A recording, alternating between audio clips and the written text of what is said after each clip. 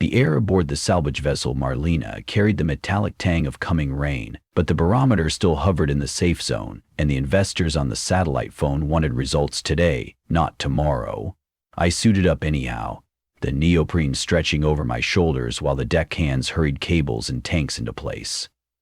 60 meters below us lay the remains of the Argent Dawn, a three-masted clipper that had vanished. In 1887, along the edge of the Blake Plateau, its manifest, at least the parts we'd been shown, listed nothing more exotic than coffee beans and lamp oil. Yet rumors of special cargo had hooked every treasure hunter on the coast for decades. I'd done 3 reconnaissance dives earlier in the week, mapping broken spars and half-rotted casks, and found nothing but ballast and brittle china. Today was supposed to be a quick artifact sweep before an early afternoon squall. My mixed gas rebreather would give me 4 hours of bottom time. I planned on 1.5. Keep chatter to mission critical, Val, our operations chief ordered over the comms as I stepped to the stern platform. Storms forming faster than NOAA predicted. Surface by 1100 latest. I thumbed an OK sign, inhaled, and tipped backward into the Atlantic, even with the water a murky bottle green. The wreck appeared quickly, an elongated shadow on the sand, its ribs jutting like the skeleton of a leviathan. I followed the line to the main deck, landed amid heaps of muscle-studded timbers, and ran a systems check. PO stable, pressure good. I'd made up my mind to start in the forward hold, the one section I hadn't poked through yet. The wooden hatch had long since surrendered to sea life, but the angle of collapse created a pocket I could squeeze into. I unclipped a flashlight and palmed my way inside. A beam of light skated across silted air jars, rusted pulley wheels, and one object that didn't fit the rest. A small iron, wood-bound chest jammed under a crumpled beam. Its latch had rusted shut, but not blown apart, trembling with that small, greedy thrill we salvage divers get when we sniff genuinely untouched cargo. I wedged my pry bar under the lid and leaned. The lid surrendered with a cough of black sediment. Inside, cushioned by rotted velvet, lay a leather-bound diary, sealed by a wax clasp. The cover bore no initials, just a filigreed compass rose. How paper had survived in salt water for 130 years I couldn't say, but I've seen stranger. Pickled newspapers in vacuum cabinets, silk still bright as dawn. The sea preserves what it wants. I slipped the diary into a dry tube, clipped it to my harness, and, because training is training, recovered one sealed volume, I said, bringing it topside for cataloging. Static. Then, copy, make it quick, Nate, sky's blackening. I started out of the hold, but something tugged at my thinking. An urge, like forgetting to turn off the stove. I pivoted my flashlight back. Hadn't there been 4 mason jars on my left when I entered? Now I counted 5. Silt swirled, making shadows. I chalked it to nerves and kicked toward the ascent line. The first ascent stop was at 30 meters. Boredom is narcotic at depth. Your mind looks for toys. I unclipped the diary tube, slid the cap, and drew out the volume. The wax seal crumbled between my gloves. Water should have sluiced the ink away, yet the parchment felt dry, crisp, faintly warm. Impossible, but so was the intact binding. Curiosity overrode protocol. I opened to the front page. 4 June 1887, latitude 3858. Longitude 79 degrees 13. End warning to those who trespass after, a standard sailor's forward.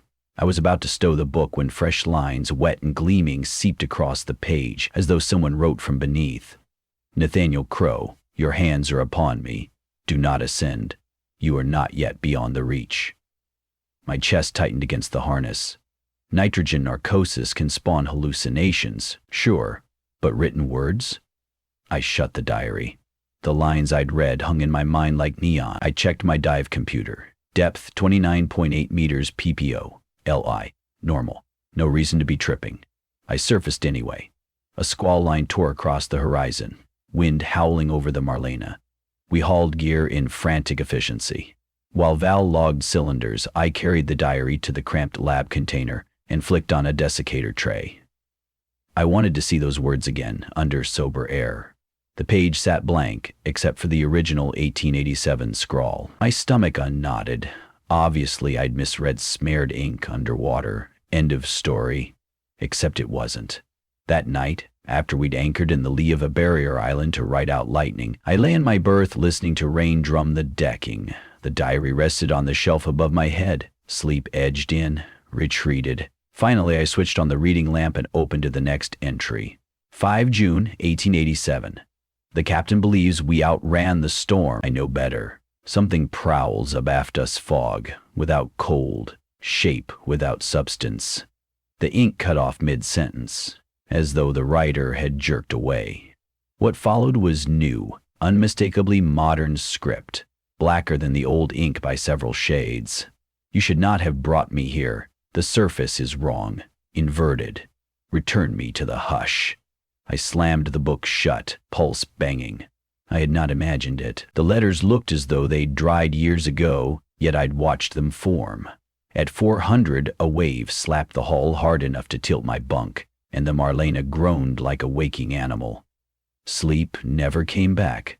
I stared at the ceiling until dawn. Morning sky broke clean tropical blue. Val passed around burnt coffee, unconcerned. Another dive, Nate. Weather window's perfect. Investors want photos of the hold. I thought about telling her, but pictured the look I'd get. Sunken diaries that wrote by themselves ranked somewhere between sea monsters and mermaids on the credibility index. So I said, sure, give me 30 minutes. Back in the water, I descended faster than usual, anxious to stash the diary, return it, do anything that satisfied its warning so the words would stop. I reached the forward hold and pushed inside. The iron chest lay where I'd found it, lid agape like a yawn. When I set the diary within, the pages fanned open to the middle, as if caught by an invisible gust. New sentences bled through. Too late. The hinge has turned. You carry the echo of upper air upon you. Surface no longer remembers you. A tremor skittered along my wetsuit. I sealed the box anyway, slid backward, and almost dropped my light. But a figure stood at the hatchway, a man in late Victorian dress, beard floating like pale eel grass. His eyes were boiled white marbles. I blinked. He was gone. But in the sand outside, a fresh footprint filled with spiraling mud. Val, getting mild hallucinations, I said over comms, heading up. But my ascent computer flashed amber. Deco ceiling, 18 minutes at 9 meters. I cursed. No short-cutting physics. At the 9-meter stop, the water clarity improved, turquoise and sun-riffled, calming. I clung to the rope, counted breaths. 3 minutes in, my mask darkened. Not water ink. Letters crawled across the inside lens. Hear them. The words washed away on the next exhale. Up the line, the Marlena bobbed, silent. I couldn't raise Val on comms. Either the radio fritzed or they weren't there. I cleared the last minute, inflated my wing, and breached. No boat. The Marlena, a 41-meter vessel impossible to miss, had vanished. Only sky and waves met the horizon. Panic seized me, loud as a klaxon. I tore off the mask, yelled. No reply but gulls. Logic clawed back. The skipper might have motored to retrieve a drifting buoy. I inflated my SMB, a screaming orange sausage, and secured it upright. Then I floated, scanning, cursing every 30 seconds. Half an hour passed. An hour. Dehydration tugged at my throat. Clouds banked along the ease. When a shape finally cut the waterline, I thought it was the Marlena returning. As it neared, I recognized the silhouette of a life raft ours, with its yellow canopy half collapsed. Sunlight glinted on something metallic dragging beside it, the retrieval crane, bent like taffy. I kicked to meet it. The raft's interior looked like a butcher's tub, smeared with dark flakes that the sea hadn't entirely washed out. No bodies. Just the diary, perched upright in the center, as though placed with care. I almost let it sink, but dread, fascination, some leash of fate made me snatch it. The cover gave a little sigh under my fingertips. On the first blank page. Now you see how lightly the surface holds its children. There is room below. Come home. A sob tore free before I knew it was mine. I patched my headset to emergency frequency and called Mayday. 15 minutes later, the Coast Guard chirped back. Faint, broken, but they heard me. ETA 2 hours, they said. Hold fast, give coordinates. 2 hours is forever on open water. Clouds thickened, bruised. Waves slapped the raft around, shoving me against the rubber collar. I flicked back to the diary, because fear wants company. 12th June, 1887. We have lost the Argent Dawn. A sound like 1,000 clocks filled the night. The sea inverted. Father tried to pray, but salt poured from his mouth. I turned the page. 13 June, 1887, or what pretends to be day. The depths glow with lantern colors. Voices insist we remain. Those who resist rise screaming and burst like overripe fruit. I keep writing so I might remember my name. Below the entry, fresh script. There is no rescue, Nathaniel. There is only inheritance. I slapped the book shut. Screw you, I whispered, throat raw. I'm going home. Wind sheared the tops off waves. Thunder grumbled overhead. Whitecaps sloshed inside the raft faster than I could bail. I clipped in, cinched my PFD, and prayed the Coast Guard pilots were better at navigation than NOAA was at forecasting. Lightning spidered across the clouds, illuminating something huge just under the surface. An ovoid shimmer, as if the sea wore a vast translucent eye. The raft tipped toward it. My stomach voted mutiny. Then prop rotor chop drummed through the gale. A Sikorsky Seahawk hammered into view, fuselage bright red against bruised sky. A rescue swimmer plunged, kicking toward me like a yellowfin angel.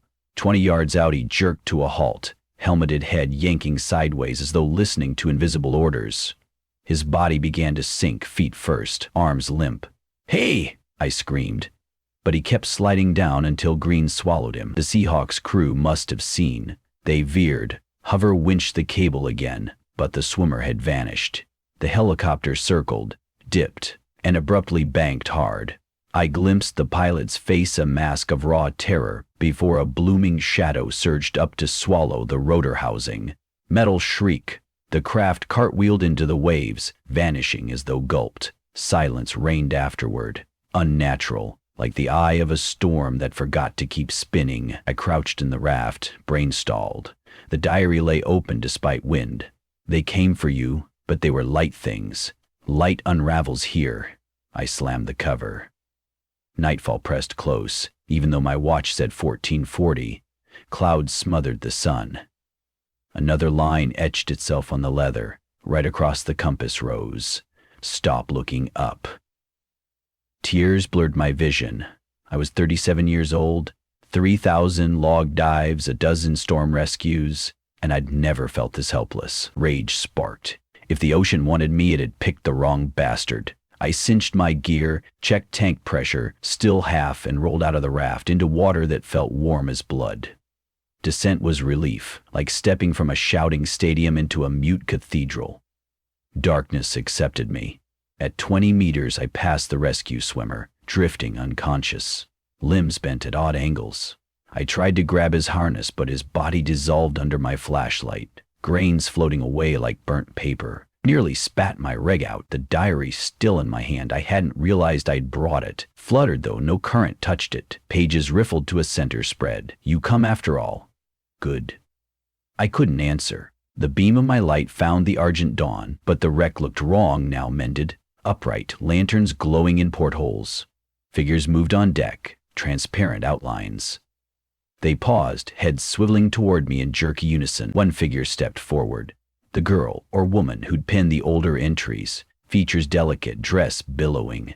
She lifted her hand. Words poured from her palm, forming bubbles that popped against my faceplate. Welcome back. The sudden certainty hit. This wasn't hallucination or curse. It was magnetism of grief.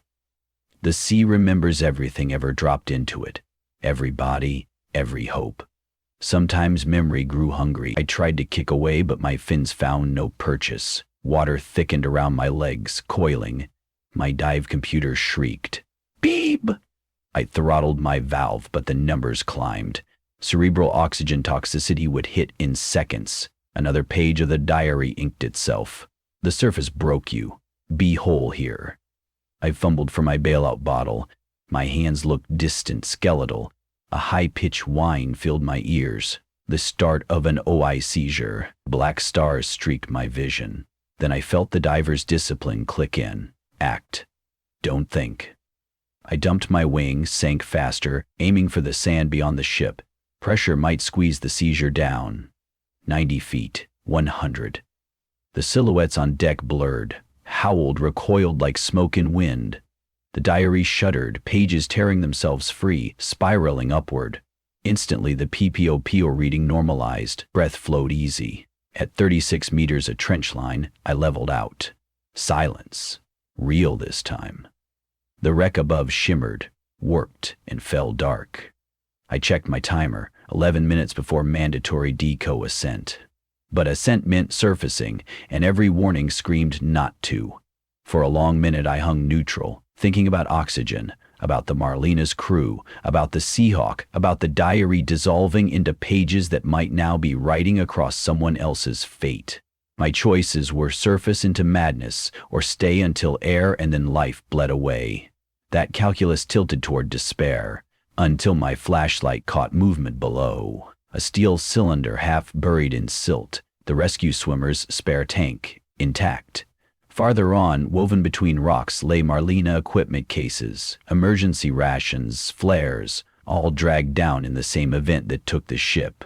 The sea, in hoarding its trophies, had also offered me tools. I set to work. I swapped hoses, rigged a makeshift staging rig from lines and float buoys, anchored supply caches at 21 meters and 12. The pragmatism steadied me. I wasn't trapped. I was adapting. While I worked, something watched, but distance dulled its reach. Occasionally a translucent face blinked among shadows, but when my light touched it, the figure faded. The diary's whispers, if they still flowed, couldn't reach me without its pages. When all was set, I reviewed the plan. I'd extend bottom time until night fully fell topside. Perhaps darkness weakened whatever thresholds let the thing snatch at surface light. Dawn, maybe calmer ships might grant rescue. Or maybe I'd surface onto an empty planet. Either way, clinging here forever meant certain death. I checked gauges. 3 hours of combined gas if I conserved, plus the cash. Good. I waited. Hours passed, marked by the crawling needle in my HUD and the shift of bioluminescent plankton blooming and retreating. The wreck above sometimes glimmered, sometimes vanished.